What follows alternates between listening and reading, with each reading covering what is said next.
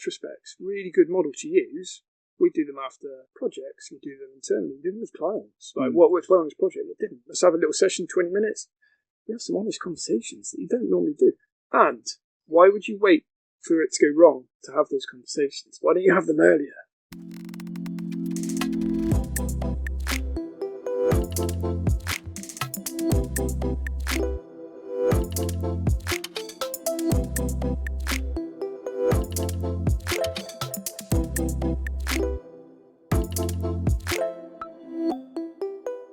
So, welcome back to episode 2 of Tricky to Title podcast. Today I'm joined by Tim Brind. And as we mentioned in the first episode that you've seen with Kelly, this podcast is all about talking to interesting people about interesting things, stuff that people are passionate about, but without any kind of commercial aspect to it. So no one's selling a service or a product within the podcast itself. Obviously, if you're interested to know more about my guests, they are all on LinkedIn. You can find them all there, and I'll confirm that at the end. Today, as I say, joined by Tim. He leads consulting teams that specialise in human-centred design. And between us today, we're going to be exploring the topic of showing up, which I'm very excited to talk about more. Before we get started, though, as always, there is an activity for us to do, Tim. So we have some empty mugs and we have some pens.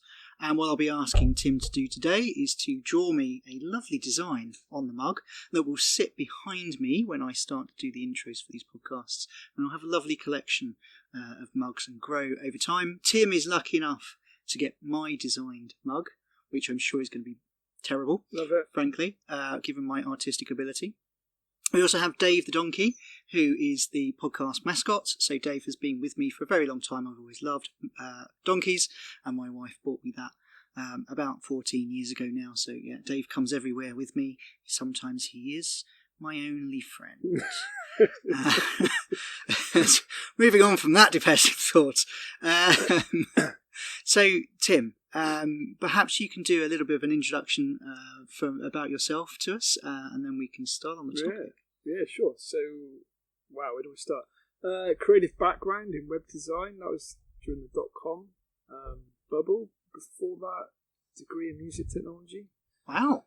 Yeah. Didn't know that. What do you play? So I play drums, I play piano.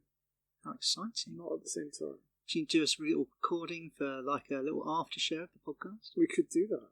I could do your jingles. Done. Very exciting.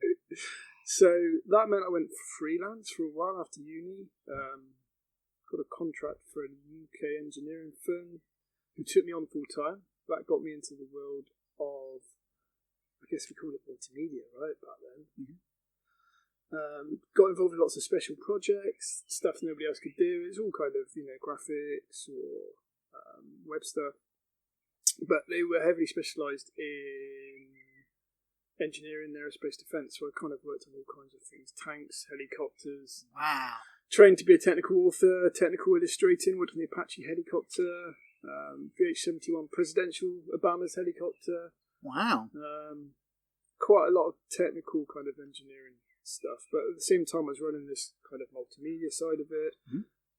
Built that up into a team into a department into a business unit, and I ran that for about 5 years. So what happened? How have you ended up talking to me, Tim? What's gone wrong? So I think about COVID time, there was a restructure. We shut the office down in Bath, lovely Bath where I live. That meant I moved sideways into consulting. So helped set up a team that was run by a guy called Danny Seals. Shout out to Danny. And I now lead that team. And that's a team of consultants. Headed that up for a couple of years. So I'm now head of performance architecture, which is very similar, but it's also all around human-centered design, strategy, and transformation. So it kind of takes us up to where we are now, where we met, actually. Yes, yeah, we met doing you did a project for us, and somehow you managed to put up with me, which was very kind of you, and so successful that we won an award for it. We did. We did. Which is very much on my CV. It's the only thing of note on my CV, but it is there. So showing up, Tim, and don't forget to design, because I want that mug, and it's going to look beautiful. So talk to me. Are there rules on design? The only thing I would say, knowing you as I do, Tim, is try not to make it too rude. Wow. Just because it's going to be in the video. So really rude's out. Really rude's out. Moderately rude is fine. I think that's kind of where we are. But yeah, other than that, draw what you want. I'm going to probably end up just drawing the same thing each podcast and hoping that it's slightly better each time. I'm not sure it's going to be, but we'll see. Okay. So showing up. What do you mean by showing up? What's the background to this being the topic that you wanted to talk about? It doesn't really mean much, does it? It needs a bit of explanation. It does, yeah. It's kind of, it's about how we turn up to work. Okay. So expectations. Mm-hmm. Being prepared, being present. I think that's quite a good one, being present. So is it the same thing as being present? Or do you see it slightly differently? I think it's all of those wrapped up into one bundle of goodness. Yeah. So I guess I was thinking about, when you asked me to come on the podcast, what we could talk about, and part of this was just wanting to have a moan.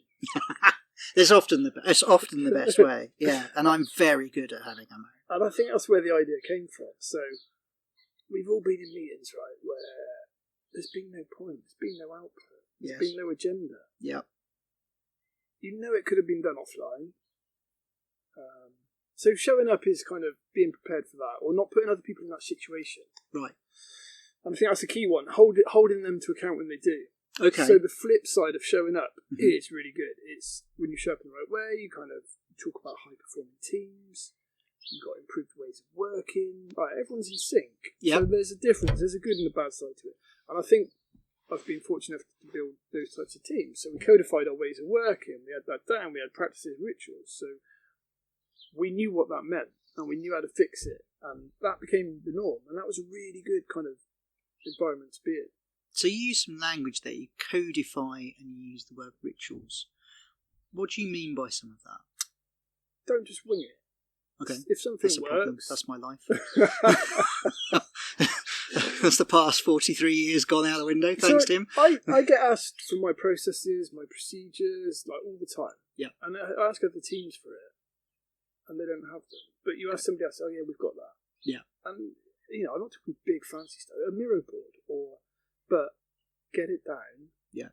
Work out what works, chuck out away what doesn't. Yeah. Before you know it, you've got a ritual that everyone turns up on a Monday at 9:30 with something good, bad, or ugly to share. Like, it's just different ways of working. Yeah.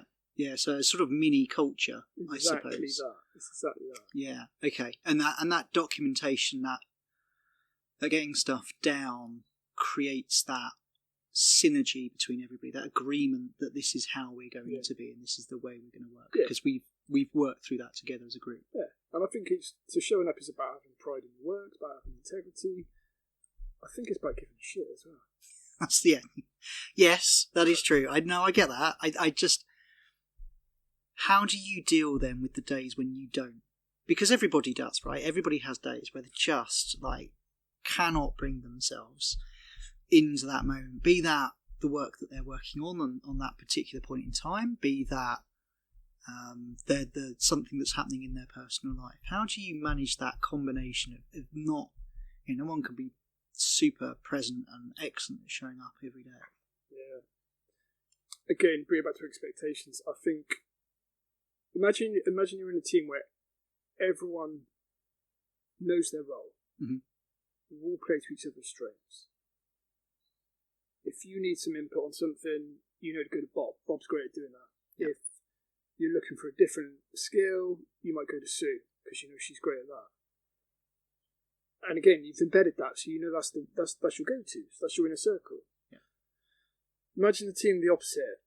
Bob's in the wrong role. He doesn't know what he's doing, or Sue couldn't really care, and Dave's taking a 3-hour lunch break again. It's a completely different vibe. Yeah. So how do you deal with it? I think if you spent a bit of time with Bob working out what's wrong with him, you'd be able to fix it. If you understood why Sue struggles with research analysis and supported her, you'd push through it. Yeah. Dave's probably too late for Dave. It's not Dave the donkey. No, he's hard working. He always shows up. So, and I've been in that situation, so sometimes that means Bob leaves the team. Like you've supported him, you've coached him, you've worked out he's better off working somewhere else, and that's great. So that's part of building up people. But yeah, probably too soon to start talking about P45s. Yeah, maybe. So your point, though, I think is a really important one. I think then there's a couple of things I'd love to explore. The first is like doing this at scale. So if you've got a team of 3 or 4 people, I think that's, you can come to that commitment. Doing it at scale, or conversely, as I've had to experience recently, a completely remote team. How do you manage some of that? But then also, I think to your point as well, right? You get a lot of managers who are afraid of losing good people. Sometimes just afraid of losing people, right? So that view of Bob leaves the team and that's a good thing, again, that can be difficult to get team managers, line managers to accept. So how do you go about some of that? We're touching on lots of things. It comes down to leadership style as well. Mm-hmm. You servant-hearted, that's kind of where I would prefer to sit. So I'm going to coach Bob through that and get him through it. So what do you mean by servant-hearted? So there's different leadership styles, right? Yeah. Giving rather than taking. More authoritative. I think I sit more on that kind of left-hand side, of more servant-hearted, going to coach people through pieces. I think that's important. I think you get more respect for it. Bob's never going to be happy in your team, so why are you keeping him there? Yeah. Is it for you? Is it for the business? Is it because it makes your life easier? Okay, that's good. So what about the at-scale piece then? How do you speak about individual line managers doing this, and I guess some of the challenge with that is each individual line manager creating a micro culture within their team, right? And not having that consistency of what good looks like across the whole organisation. So how do you manage that sort of stuff at scale? That's a good question.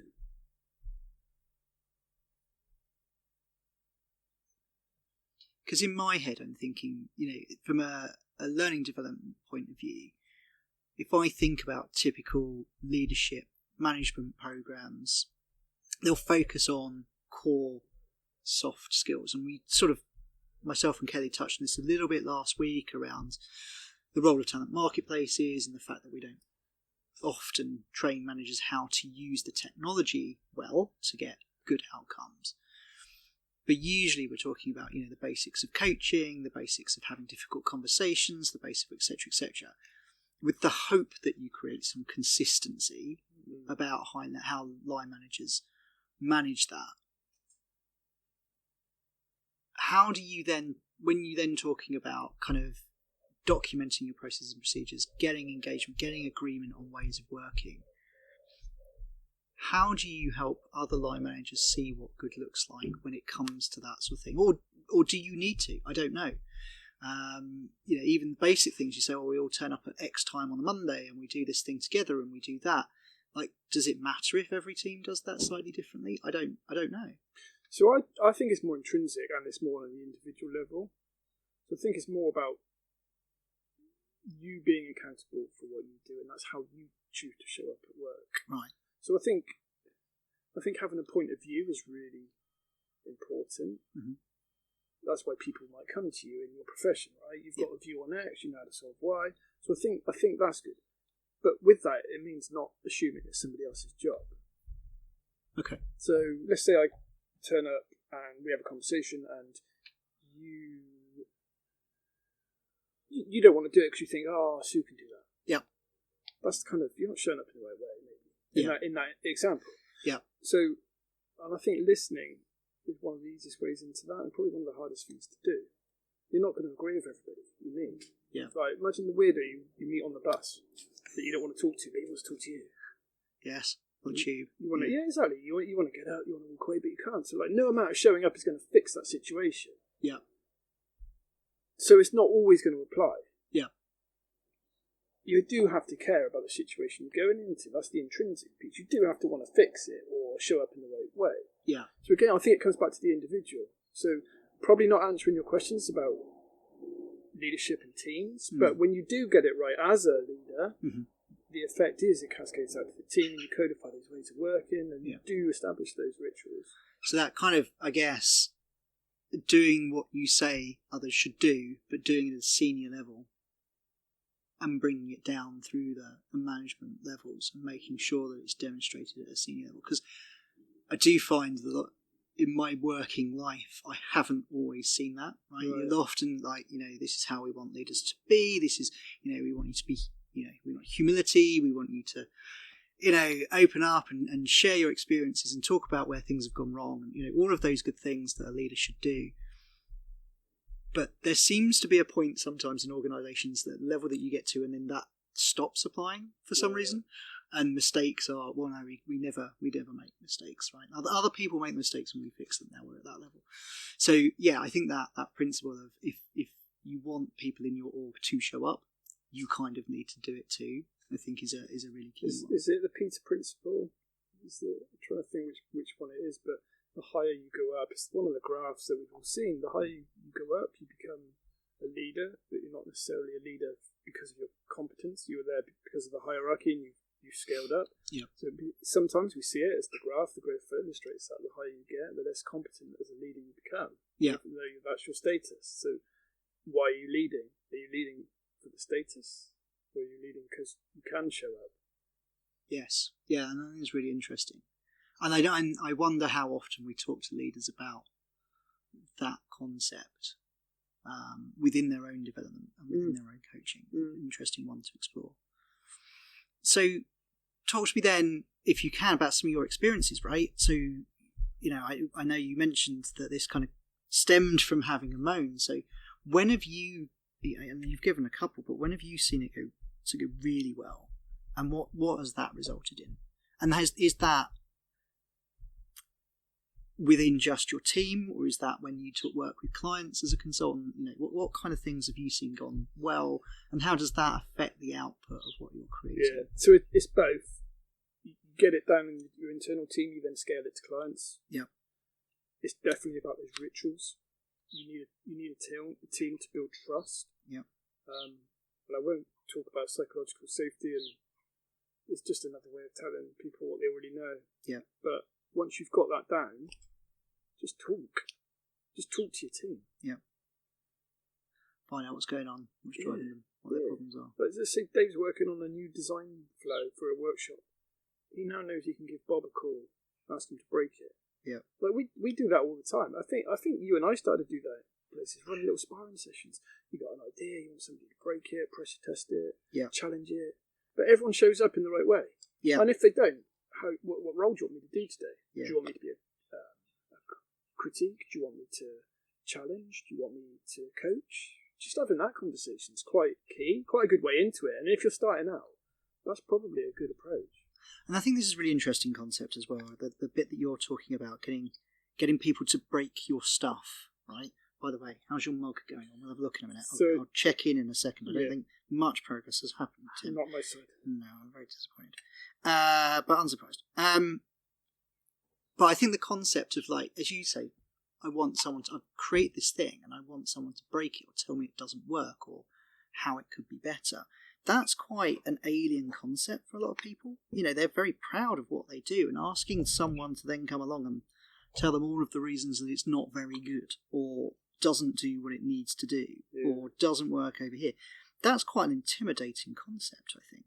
That's probably why people don't like me. So I guess my team are paid to fix problems, but we got to fix the right problem. So what I mean by that is the root cause stuff. We'll go out and do some research. We'll understand the problem enough to be able to solve it. You've got to know you're solving the right challenge. Yeah. So if somebody says to you, that's wrong, that doesn't work, and you might be precious about that because that's your baby. Yeah. And that's okay. But also, it hasn't worked until now, so what are you going to do about it? Yeah. So you've got to have those conversations. You've got to try and make stuff, break it, and it's a good way of getting into, say, UX or product design. You've got, if you don't break it, put it out in your product and it's too early, it will fall over. Yeah. So if you don't break it, someone else is going to. So you might as well get the positive, I guess, feedback about it being broken. Yeah. So, when you kind of get those rituals down, that works really well. Yeah. I think feedback's a good one. Yeah.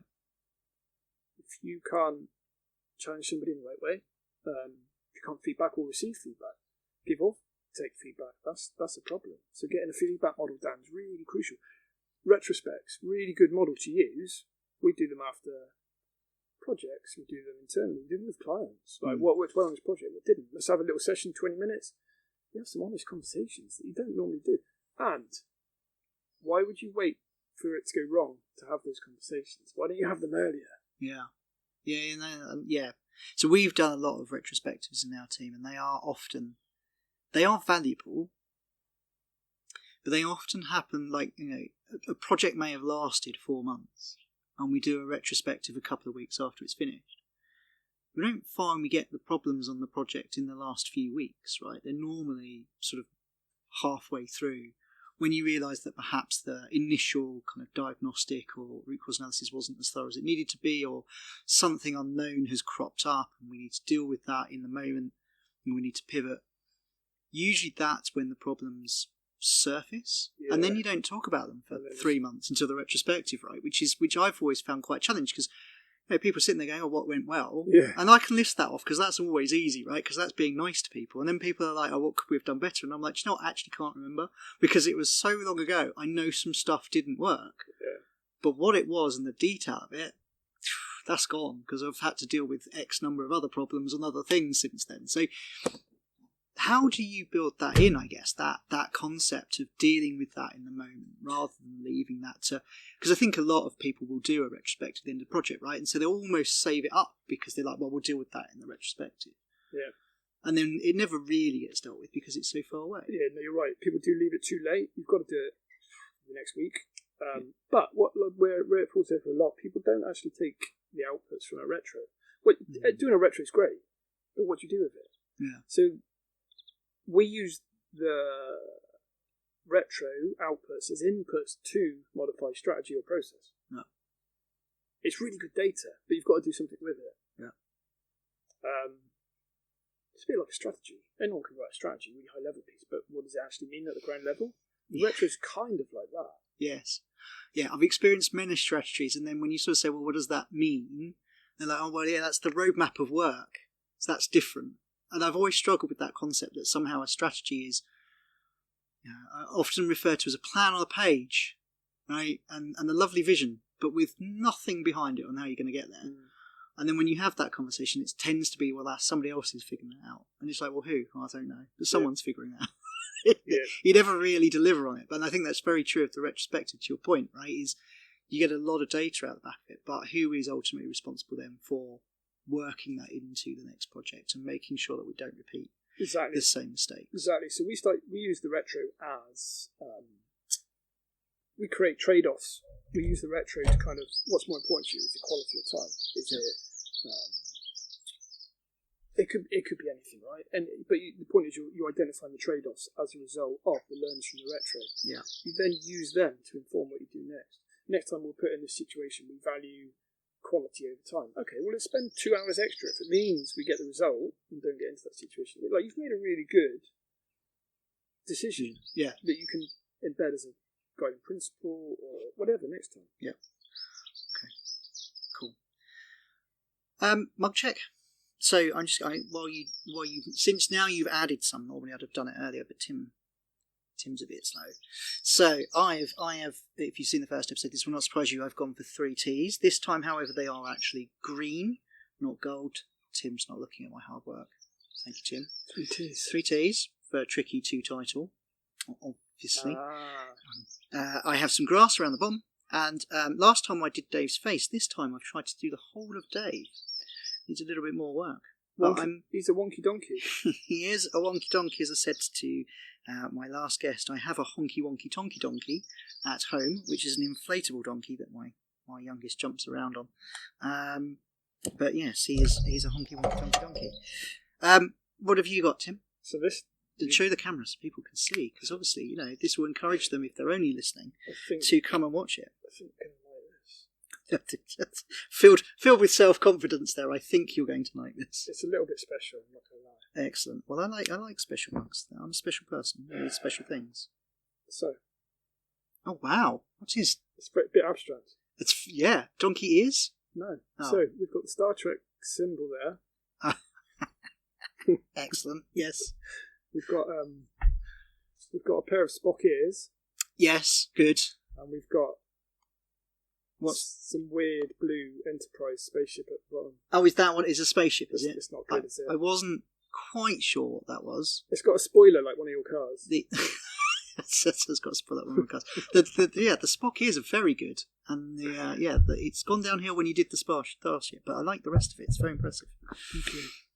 Okay, we'll keep going. I had a specific question on this that I've thought about, and we've spoken a bit about some of the tools, right, with retrospectives and how you manage that. And I'll come back to that topic in a moment, because there are probably some others that we can explore and help people think about what they can do. But from a very personal perspective, right, for me, I think I probably need to be passionate about what I'm delivering to show up. I need to feel like I'm adding value, I'm delivering something worthwhile. It's something that I really want to do. I'm not, and I never have been, someone that can turn up for work, get paid and go home. I need to feel like I want to do the thing that I'm doing, and that's how I ended up in L&D and why I've stayed in L&D. How do you deal with that when you fall out of that? Because I have, on occasion in my career, fallen out of that moment. I've been moved to a different role, or I've ended up outside of doing something that I love. And I've found that it's made quite an impact on my own mental health in that space as well, right? Because you spend 8-9 hours, depending on the job, maybe more, a day in that space thinking about that same stuff. Yeah. And if you don't enjoy what it is, and you're literally just showing up to get paid, that's quite hard from a mental health perspective. And what do you do to adjust to that? Do you either accept it? Is there things that you can do in yourself to find the things that are enjoyable in work? Or is it just a case of going, do you know what? I need to go and do something else. Yeah. And being brave. Yeah, no, it's that, because you're invested, or you want to be invested in projects you like. You are invested, you want to see it through. When you're not, you're kind of demotivated. I get it. Getting attacked? It comes back to caring and not caring. And if you don't care, do you still bother? Yes, you do. And there's what I mean by that. It's an integrity thing. There is integrity, but it's also battles that are worth fighting. And you've got to pick the right ones. So think of it another way. Think about the difference between a great project and a good project. Yeah. So if I think of a great project, I'm quite fortunate to deliver some transformation projects, and that's what gives me a buzz. Seeing that change. And one of the projects I did recently was a big transformation for a large consultancy, and it was great. I describe it as one of the best and worst projects in my career, because it was really hard. So it was good and it was bad, but we got where we needed to be. It was a great project. Yeah. Versus a good project where it was a very similar project, different client, different sector, still wanted a kind of technology-based product, but they didn't show up in the right way. The client found it hard to co-design. They found it hard to commit. So even though on paper the project was amazing, ways of working just weren't as good as they could have been. Yeah. Everyone wasn't quite as engaged. Yeah.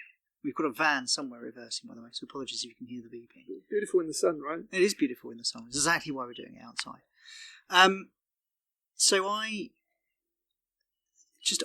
if I think about projects, to your point, the things that have gone really well, and when it's been harder, and I think about the things that have gone really well, and I think it is true that if I think back to it, the ones that have gone well, it's because the people are passionate about what they're doing and why. When it's not gone well, it's because people they don't care, but they're just a bit more ambivalent. Like, they're just like, well, great, someone's told me to do this thing, and I'm going to do a good job of the thing because someone's told me to do the thing. They've not volunteered, and they've not got that kind of buy-in to really make that difference. And it is the passion I've found that really makes projects really great and actually changes the output. And even a hard project with people that are passionate, even if they don't agree with you and they're passionate, it's easier. The argument is easier because at least they care, and you can get a feeling from they're not trying to be difficult because I know they care. They have a different view from me, and that's okay because they care. Yeah. They don't just want to roll this thing out the door. When you're on a project where people are, like I said, a bit more ambivalent, they're a bit more like, either you won't have the discussion, you won't get a good outcome, right? Because maybe you were wrong, but you won't have ever had the conversation to work that out, or you will, but you'll be jaded because you're sitting there thinking, well, they don't actually care.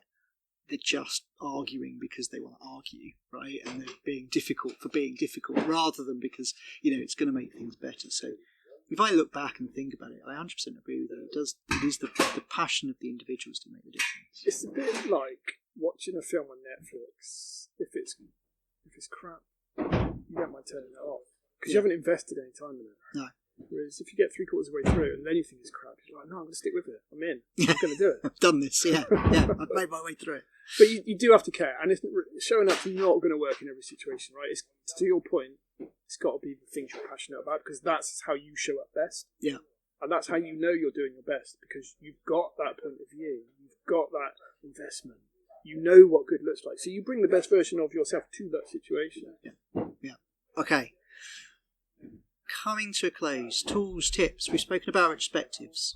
And there are other things. I know that you've kind of spoken. Scorecards is one of the things that we've spoken about.